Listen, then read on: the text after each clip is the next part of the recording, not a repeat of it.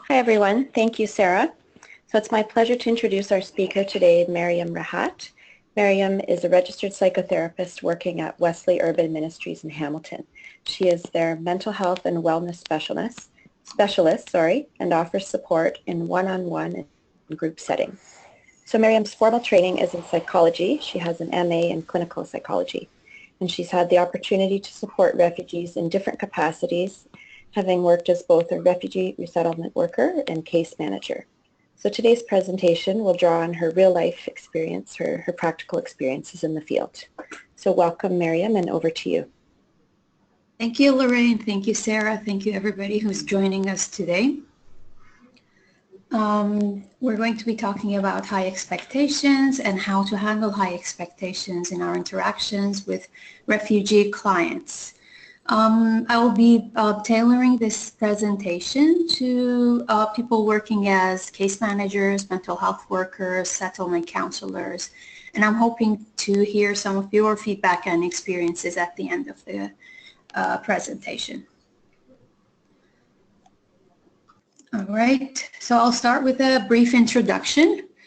Adaptive function of expectations.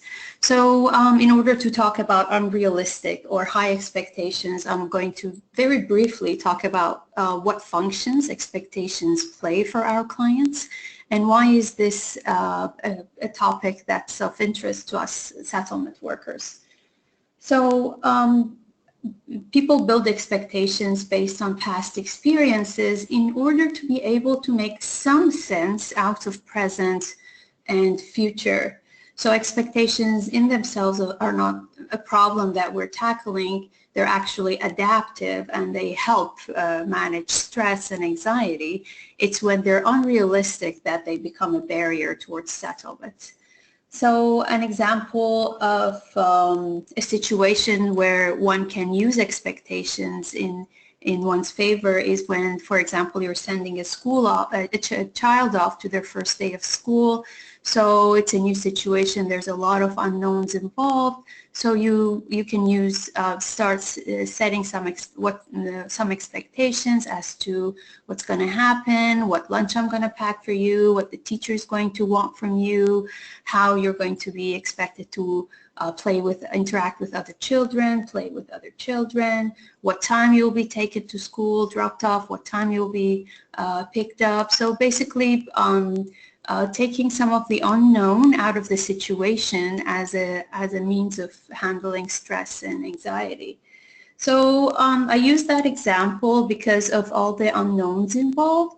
A lot of the clients that we are receiving in Canada as refugees are coming into a country where although they have had orientations, there's a lot of unknown factors involved. So it is very, very natural that before their arrival here, they would seek sources of information. Some of them would be formal and accurate, some of them inaccurate, just so they would be able to have that foundation of what to expect, which would help them manage their stress. Now we're going to talk a little bit about realistic versus unrealistic expectations, and that high expectations that we talk about, high demands, high expectations, would be a type of unrealistic expectation. So unrealistic expectations are those expectations that are inaccurate, or when faced with reality, they're proven to be wrong. So as we said initially, the importance of expectations are the fact that they play as a defense mechanism, as a means that our clients try to manage their stress through. So you can imagine with that introduction, when their expectations prove to be unrealistic or unattainable or inaccurate when faced with the real world, you can imagine the kind of emotional reaction that they would feel, since it was established as a defense mechanism to begin with. So feelings that clients would have when their demands and expectations are not met, for whatever reason, are initially anger. I'm sure everybody has a lot of experience with that. So there is anger, resentment, helplessness, and feeling that they're not, what's happening is not fair to them. So the service provider who's working with that client who's going through this new experience of realizing their expectations were unrealistic would be in a position that all those anger, resentments, all those feelings would be projected onto them. Basically, in other terms, you would be the target of a lot of displaced anger, anger that you don't really deserve to be the target of, which is again like a normal process. It can at times even become personal. You would be personally held responsible for what's happening. At times the agency can be held responsible, and at times Canada in general is held subject to that anger. So this was in order to just establish why this topic is really important, what are the dynamics of it, what emotions are involved, in order to start talking about where these expectations come from. I have worked as a case manager, I have worked as a resettlement worker, and now as a mental health specialist. And I know that it is one thing to sit down and talk about handling an angry client or a client who has a lot of demands, and it's a whole other game to be in the situation and to have to make quick judgments as to how to de-escalate, how to win the client over, how to get the client's energy on their settlement, focused on their settlement rather than on things that they can't control. So I'm hoping in this section, by giving a little bit of a background of where these heightened or elevated or inflated or even unrealistic expectations come from, and based on these to be able to give practical recommendations in the end. So the first part that I will talk about is a sense of learned helplessness and diminished sense of autonomy. Big words for a very simple concept. So basically, the clients that we receive as our clients, they have been, are coming basically from countries that they were residing in on a temporary basis, where they were given shelter on a temporary basis. Sometimes that is for 1 year, sometimes it's for 3 years, sometimes it's for 5 years. The longest I have personally seen was a client that was in transition for 7 years before they were actually resettled here in Canada. So with that in mind, each country that these our refugees, our clients or newcomers are coming from has different rules. So they come with different experiences. They had different rights in the countries they were in. So in some places they may have had the right to work and earn some income. In other countries they had no right to work and have any income of their own. So in those instances, they become completely reliant on a third party to provide for them, to provide for their basic needs and the basic needs of their family. So a pattern of learned helplessness, basically, where an external party is in charge of your needs, and it is based on them to decide how much of what you get. So this reinforces basically the fact that you have no control over your situation, and it's this other person that has all the decision-making power. So when clients come with that mindset, it is really normal that in their initial interactions with a service provider here in Canada, they would it would be very easy for them to fall back on that pattern. Although you see a lot of clients celebrate the fact that they have equal rights here, they have a right to employment here, they rejoice at that. But in times of unmet expectations, or in times of anger, or in times of heightened stress, it is really easy to fall back on that pattern of learned helplessness that they will eventually, hopefully, break out of. In addition to that, the diminished sense of autonomy, basically meaning that, again, for when it comes to decision-making power, the clients are looking for somebody else to speak on their behalf, to go get what they want from the world on their behalf. And that would become the service provider again. So whatever wish, whatever desire, whatever want or need that they have, instead of interacting with the real world on their own and realizing whether it's realistic or unrealistic, they use the service provider as a buffer and hoping that the service provider would be the person to advocate on their behalf. So it puts the service provider basically in a very challenging position. Because when that demand that they have is something that you can't provide, you personally become the person who's at fault. Now take that in mind, that learned helplessness and that diminished sense of autonomy, and add to it this additional experience that a lot of our clients come with, which is unfair allocation of resources. So in my interactions with the clients, and a number of them talk about their camp experiences in a way that they saw how when resources were received, they weren't given out in a fair way amongst everybody, or it was their assumption, their perceived reality that those resources are not being divided between everybody in a fair way.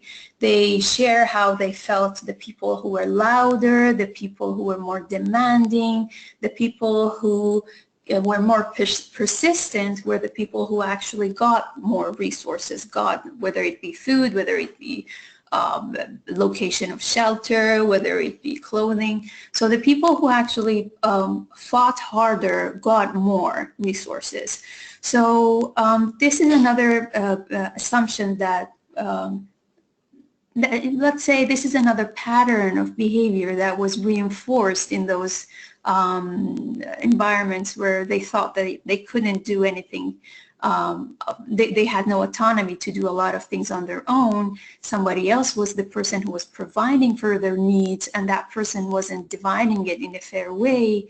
And the people who were demanding, the people who were asking more, who were persistent and louder, they were the ones who were getting the best of things. So that pattern of behavior was reinforced. Now, that might have something to do with how our clients sometimes, when they hear no, or they hear that we can't do this, we have to do that, there is this repeated pattern of asking in a different way, persisting and demanding at times, even though the demand is unrealistic, cannot be met.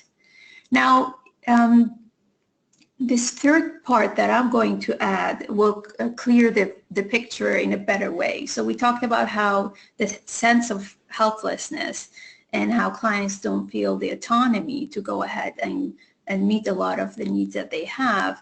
They believe, and they hold the service provider in charge of that, and they believe the service provider might not divide the resources in a fair way. In addition to that, there's a lot of misinformation and rumors about how much resources we have access to. So a lot of the clients that we're receiving have heard things like they're going from a third world country to a modern country where there's so much resources, so much money. It's the land of honey and money, and you can get access to a lot of handouts, give outs, a lot of good jobs very quickly, high-paying jobs available. So they come with all sorts of misinformation and rumors, and this leads to the presumption that if they're not getting something that they need, it's because somebody's holding back that need. If they're requiring a specific service that they have to stand in line for, that there's a timeline about it. If they're not getting it immediately, it's because we're refusing to provide that to them, because resources are unlimited in Canada, and we're the people who are allocating them the way they see it. So again, this sets the relationship between the service provider and the refugee client in a way that's not going to be very smooth. So the next topic that the next thing that I think has a role in this is something we refer to as wishful thinking in CBT, cognitive behavior therapy. I'll use an example to clarify what that means. This is a real-life example from a family who came here to Canada with a child with cerebral palsy. As a parent, we can all understand how hard it is and how much a parent wishes there was a cure for this, how much they prayed, they wished, they daydreamed for this to be true. So when they heard about coming to Canada, they added, they just assumed that, oh, wouldn't it have been nice? Wouldn't it be nice if Canada has a cure? Oh, Canada, that would turn into Canada might have a cure. And by time wishful thinking, Canada must have the cure. Canada has to have the cure. If Canada doesn't have the cure, who has the cure? So they would come here under the impression that their child is going to be completely cured for a condition that's not possible to completely cure. And once they're here, they're faced with a reality, and they're faced with a lot of disappointment, with a lot of sadness, and even anger at the service provider who can't find the cure for them.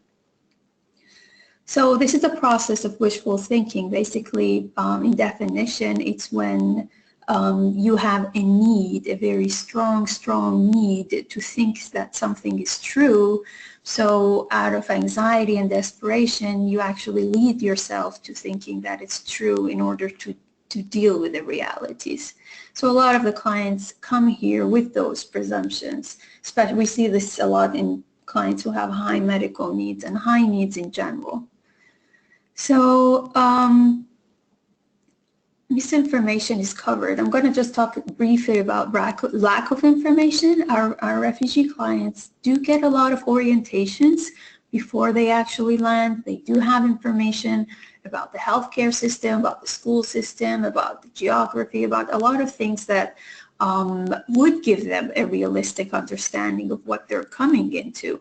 However, with certain batches, those orientations aren't covered as thoroughly. At least this is what our clients have been reporting, like with the 25,000 clients that we received from Syria last year. Not all of them got the orientations as thoroughly as other clients did. So some of the clients were not given those orientations. So this means that a lot of their expectations were not turned into realistic expectations before they got here. And the last part of it is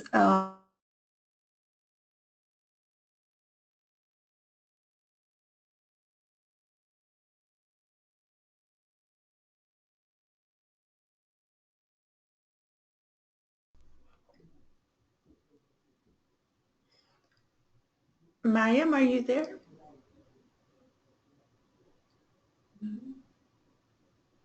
I think we may have lost this. reset in a... Hello? Hi, Maryam. It cut out just for a little bit. You were talking about the orientation abroad, or the information not being given perhaps as thoroughly for some people. Okay. So is the audio okay now? Yes, it seems fine now. Okay. So in that section, I was saying how not all batches got the orientations as thoroughly as other batches, like with the example of the 25,000 that we received from Syria. Their orientations were not done as thoroughly. Some of the clients even reported not having had any orientations. So this lays the ground for a lot of unrealistic and heightened expectations because, well, the information wasn't provided.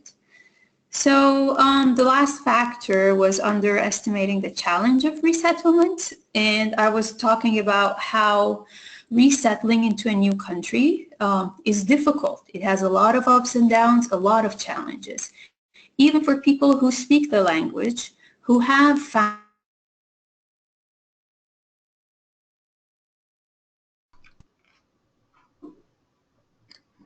Maryam, I think we lost you again. Hello? Hello? Okay, yeah, I'm seeing others are also telling me that there seems to be no audio, but you can hear me, right? It's normal. Sorry, Yes, I can hear it. sorry, it cut out again. You were just about to tell us about the last factor. The Okay. sorry, I had started. I think cut out somewhere where you said that it is a difficult process. Okay. Okay. So let's hope that it's better this time. Yeah. So I was discussing how it's a difficult process, and it's no the level of stress that any person who's resettling into a new country feels is much higher than a regular person. There are high levels of stress, even if you do speak the language, even if you don't, if you do have education, even if you do come here with an abundance of financial resources. It's a stressful process. And there will be days that you will feel overwhelmed. There will be days that you'll feel confused, you'll feel dumb, you'll feel remorse about coming. So a lot of the clients were not given those expectations as to it's not going to be all fun and games, and that's nobody's fault. That's how the process is. The journey ahead is not an easy one. So, Sarah, was that clear? Can you hear me? Yes. Yes. Yes. Oh, thank you. All right. So those are the factors that I think do have an influence on where our clients are getting those unrealistic expectations. Now, I'm going to talk briefly about how to handle those unrealistic expectations. So how to handle unrealistic expectations? The short answer is proactively. Proactively and very, very early on. Because if it's left to a point where the unrealistic expectation meets the reality, the real life reality, and turns into anger, by then it's basically too late. By then it's affecting your relationship with your client.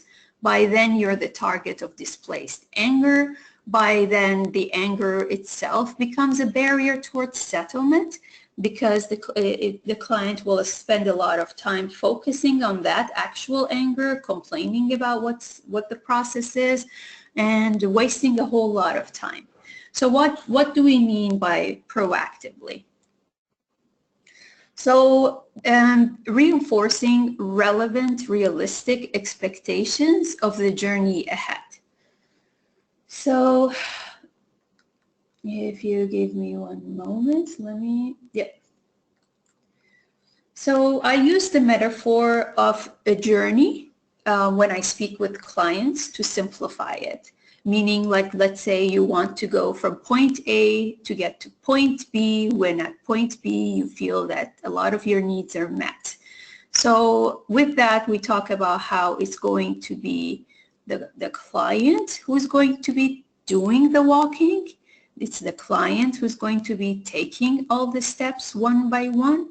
And not every step is going to be easy. Some steps are going to be very difficult.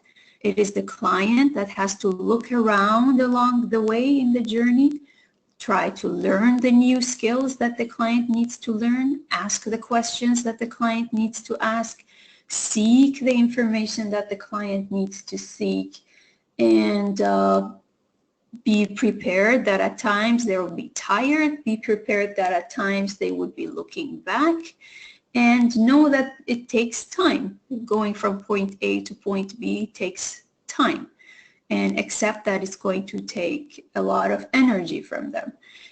Now, with that, you are reinforcing the client's sense of autonomy that we talked about earlier, how they lose that in camps because somebody else is taking charge of their immediate needs.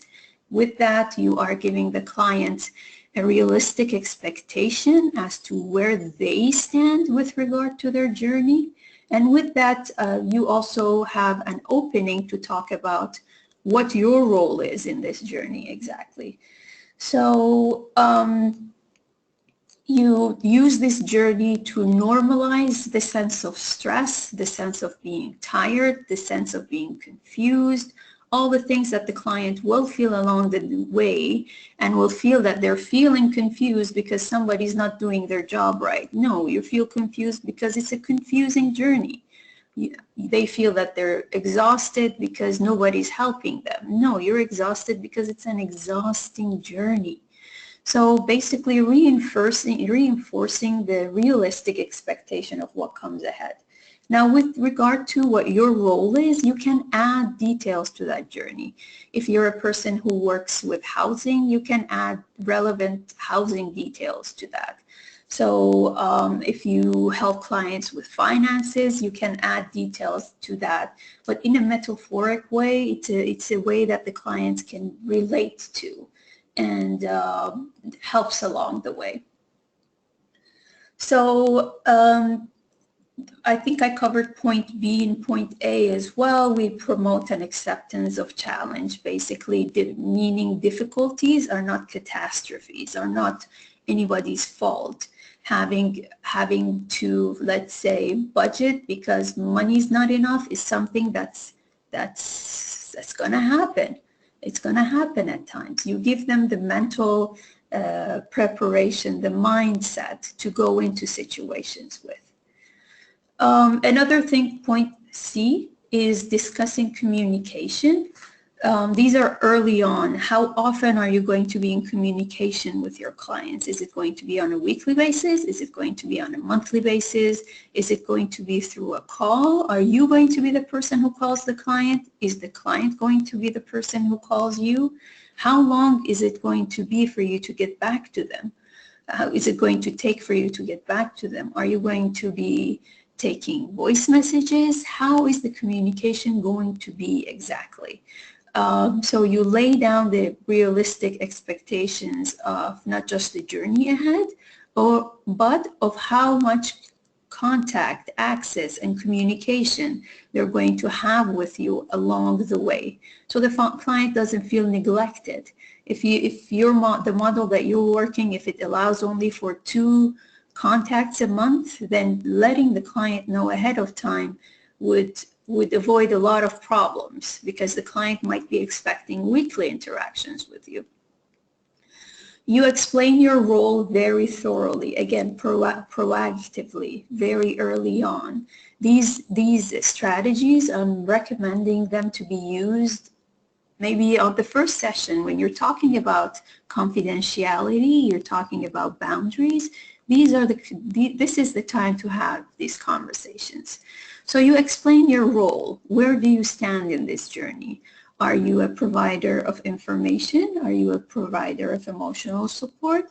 Are you a provider of, are you going to be filling out forms for them? Are you going to be checking up on them medical-wise, connecting them? Whatever it is, you explain it in detail. Because while you're explaining what your role is, you're basically also explaining what your role is not, right? So you can also tap into that I do not offer this, I do not offer that. But the easier way to do it is to tell them what you do offer. So I'm going to use, in Arabic, the terminology that's used, or the word that's used for caseworker, is mas'ul, meaning, but that translates back into the person in charge. That's a big word.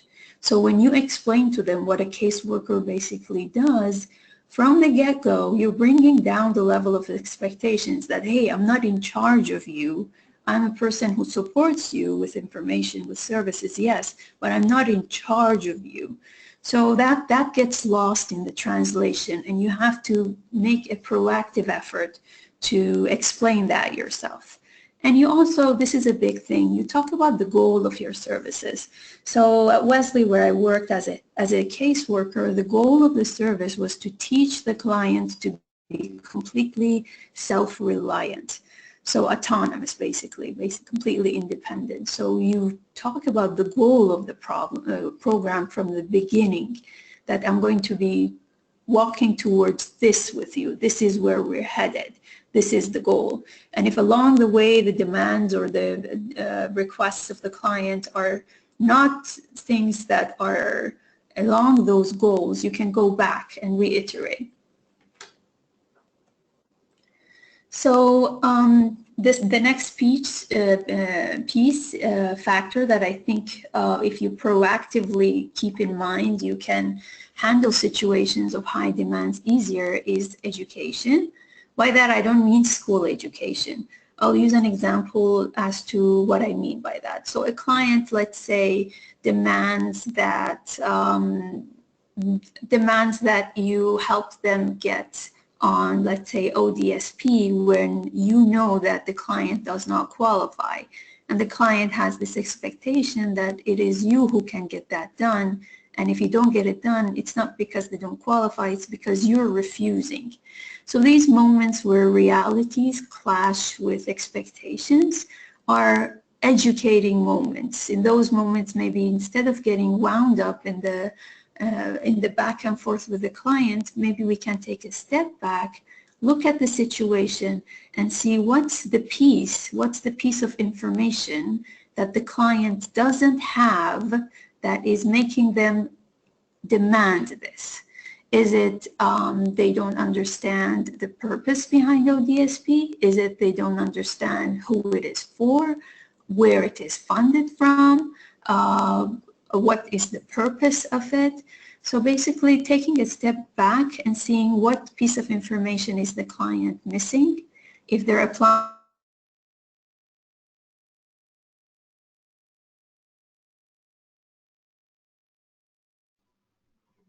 Hi, Maryam. I think we've lost you, unfortunately, one more time. Hello, Maryam.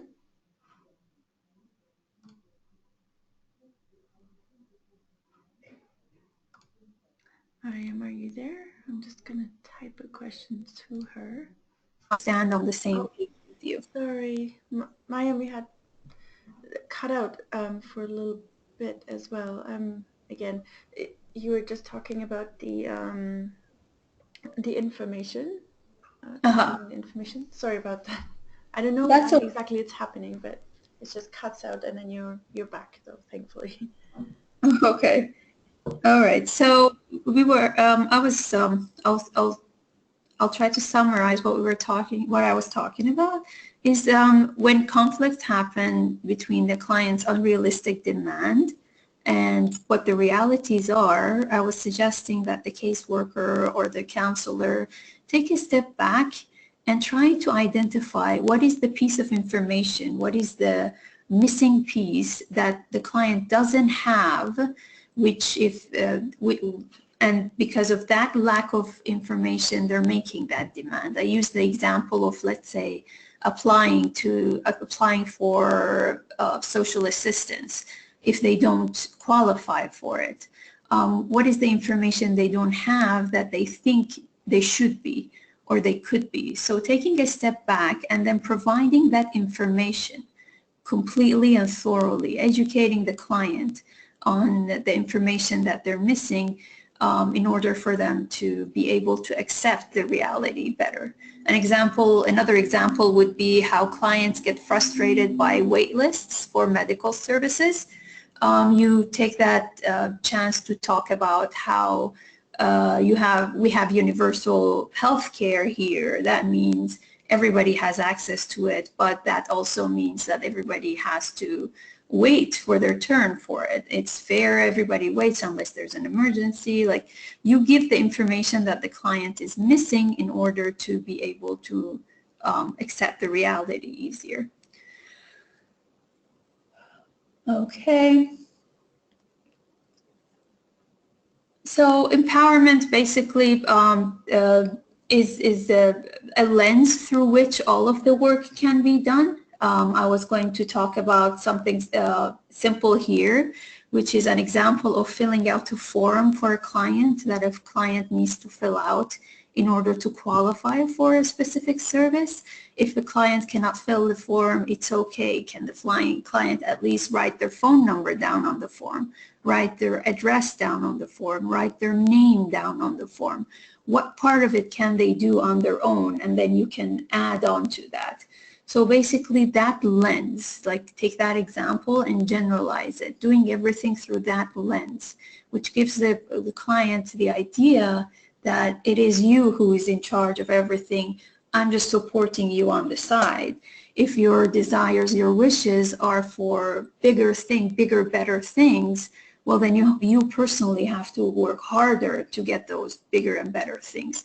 Nobody's going to work harder than you will for you. And the last recommendation was for counselors or caseworkers themselves, which is to recognize your triggers. So if there is a specific pattern that makes you a little bit agitated, makes you overwhelmed, makes you stressed, like a specific demand or a specific type of demand. One that keeps coming up is, how when one task is done, I don't get a thank you before I go on to the next task. I don't get a moment of recognition. Identifying those triggers in yourself would also help, because in the end, you're dealing with this day in and day out. For clients, it's a journey. They will get there eventually. But for you, it's your daily reality of dealing with this. So recognize what triggers you on an emotional level, what makes you personally dissatisfied and unhappy on a personal level, and try to tackle those yourself. So with that, the presentation comes to a conclusion. I'm looking forward to questions, comments, feedback, or whoever wants to share an experience. Thank you very much, Maryam. That was great. And we do look forward to people's questions, so feel free to type them in the question box and I'll read them out. Or if you prefer, click on the hand icon to raise your hand and we'll unmute you so that you can speak. So I think we have Rona actually has her hand up. So Rona, I've unmuted you. Go ahead. No, actually when we got disconnected, I had put my hand up. Oh, okay. Yeah. And Jackie, did you have a question? I'm going to unmute you. Jackie, you're unmuted now. Did you have a question? Okay, may not have had a question. And we can't hear you, Jackie. In case you did have a question, we can't hear you, so you may have to type it after all. So I do have a comment that's come in saying thank you very much for the excellent presentation and that it really helps everything make sense. Thank you.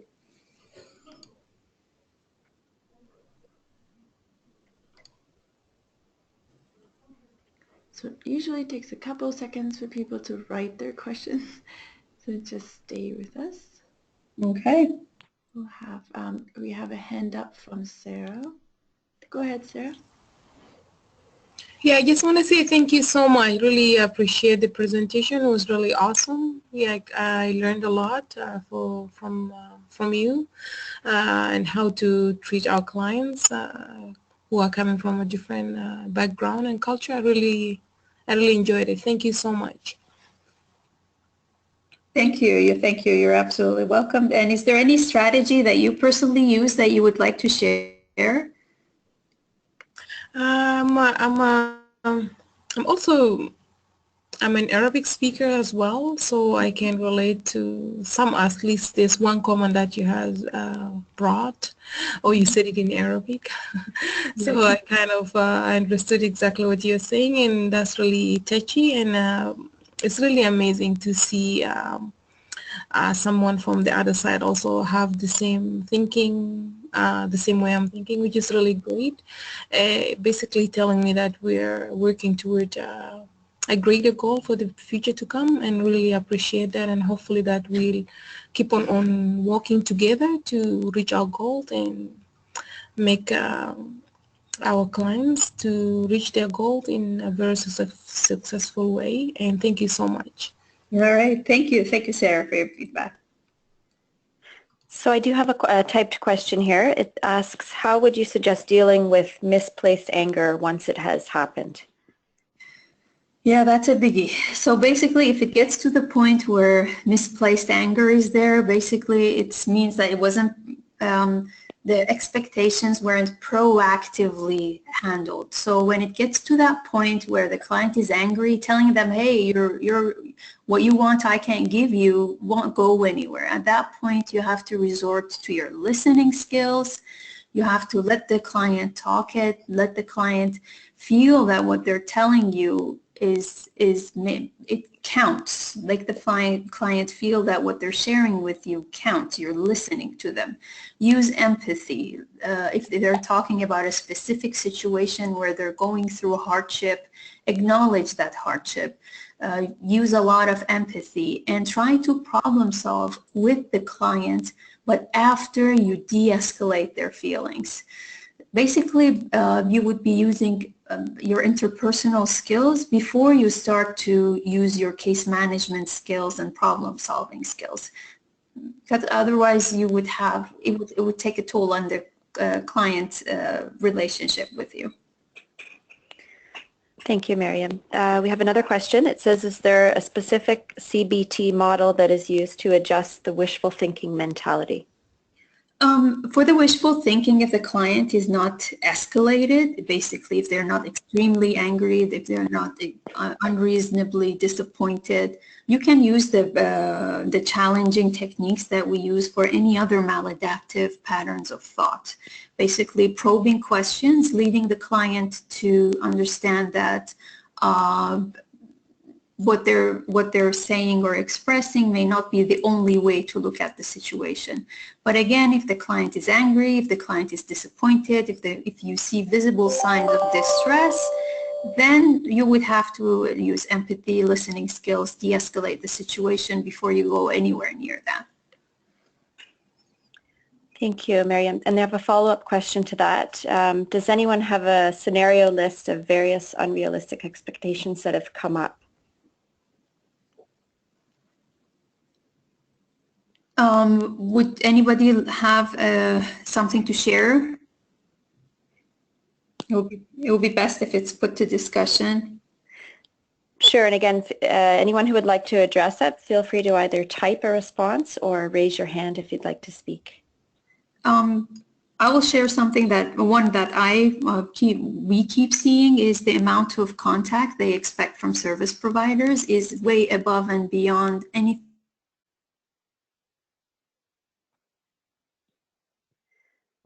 I think we lost the sound again, Maryam.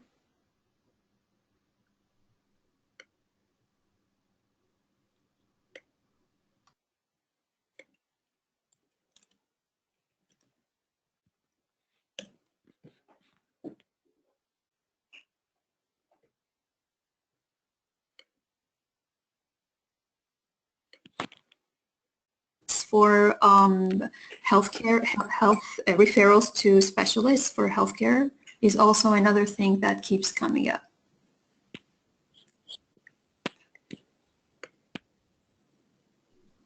Unfortunately, it had cut out again in the middle of what you were saying. I think it cut out after you were saying that the amount of contact they expect from a service provider is above and beyond what you can provide. Okay, that was one example. The other example was wait lists for healthcare, for like appointments with specialists. That's something that the clients have difficulty adjusting to. Housing situations would be another example, getting the clients understand that what suitable housing within their means would be, and not to not to overwhelm themselves with very expensive options. Mm-hmm. And we have. Thank you. Yeah, we have a comment here you can read out saying that the presentation was very useful and a great reminder of how as caseworkers we don't have to be the solution for everything and that we need to encourage autonomy. That's very insightful. And we have a hand up from Giselle. Go ahead. Giselle, did you have a comment or a question? I see your hand is up, but we don't have any audio for you, so I'm not sure if you have a mic that's working. Perhaps you can type your comment or question. Thank you. And in the meantime, we do have another written question. What to do when clients go from agency to agency looking for someone who can do the things they expect? Yeah, so that is one of the recurring patterns, clients shopping around for the reality that they want to live rather than adjusting their expectations to what is being provided. We really can't stop the clients from doing that or ban the clients from doing that. What can be done is that education piece, that when you talk to the clients, you give them the reasons behind why you can't provide what they're asking for and why nobody else would be able to provide it either, or even alternatives to how they can eventually provide that for themselves if it's a kind of resource that can be provided through financial means. Okay, thank you, Maryam. Are there any other questions?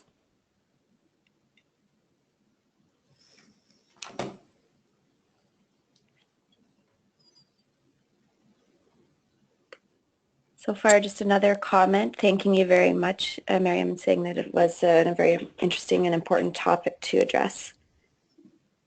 Thank you. Okay. Great. And can you tell us a little bit more about triggers? That's another question that's just come in. Okay. So for triggers, I'll give you an example to clarify. So as a caseworker, I had noticed, I'll do a little bit of self-disclosure here. I had noticed that in situations where one person takes over the entire conversation in a family where other people are also sitting, especially when there are adult children, especially when there are women involved, and then you see one particular person, usually the male figure, shutting down all types of interactions that other individuals have with me as a caseworker, I found that to be something that ticked something off inside of me. It irritated me on a personal level. It wasn't just something that I observed and I tailored my practice in a way that I would be able to change by time. No, on a personal level, it triggered something in me. It affected the way I interacted with that client. So identifying what those situations are that trigger you on an emotional level, and then maybe bringing that to the supervisions you have with your supervisors, maybe think through them yourself, in order to be able to, because we will always have all types of clients, that all different cultural backgrounds, all different personality types. So knowing what your triggers are and going into a situation is one way that you can actually control the way you behave and react to them. Basically acting rather than reacting, knowing what triggers you. Thank you. Another question is, when individuals and families have reached the end of their journeys, can they reflect on what was the most helpful? I'm assuming that means, are they sort of able to reflect on their journey and think back? Although if it's Joanne who's asked that question, if you would like to clarify by typing anything further, please do. While Joanne is typing, I will just say that it's actually it's a very insightful question. It's a therapeutic mean that we use in a way that you make meaning or a sense or a higher meaning of the journey that they have taken, turn it into a narrative, into a story, into a timeline. So if that's something, Joanne, that you're incorporating in your practice, then I see a lot of value to it. So not only can they talk about what was helpful to them, they can also have the chance to acknowledge what they did for themselves along the way. What did you do that was just you, your problem solving, your thinking, without having to resort to anybody else for ideas. So indirectly also acknowledging the autonomy, acknowledging the sense of accomplishment.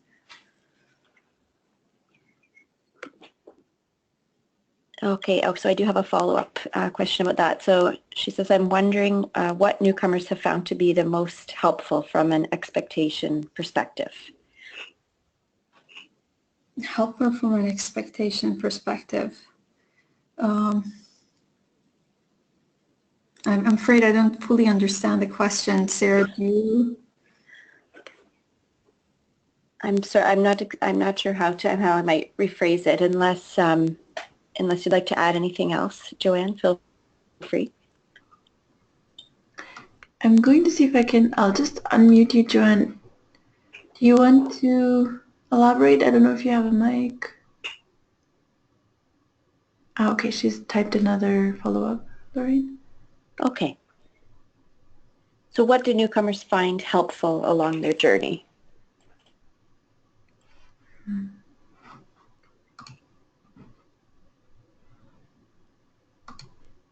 Maryam, are you there? Oh, have we lost Maryam's audio again, I think? Okay. Because I can't hear her.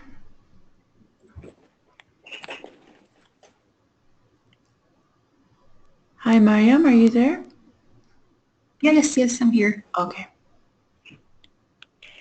So I guess, so the question regarding what newcomers have found most helpful along their journey in terms of expectation. Well, if I understood the question correctly, is like, I would say that understanding the role that we play in relation to their settlement service as service providers was the one thing that I think would be the most beneficial. I think that makes a lot of sense. Agreed. Okay. Another participant has shared an example of what a trigger is, and that is when clients beg, and there was even a client who bent down on her knees, and it was very shocking and really affected this person. Oh, wow. Yeah, I can imagine. So that would be a situation when the educating piece would come into play. And also as a follow-up, the same person is sharing that self-care is really so important for frontline workers, which actually ties in nicely with one of our earlier webinars in this series. The recording is available on our wiki page in case anyone wasn't able to join that one as well. Yes, self-care is really important. Nobody knows what it takes to do this job unless you've done it. For sure. Okay, I guess we're going to need to wrap up. Is there a final question from anyone?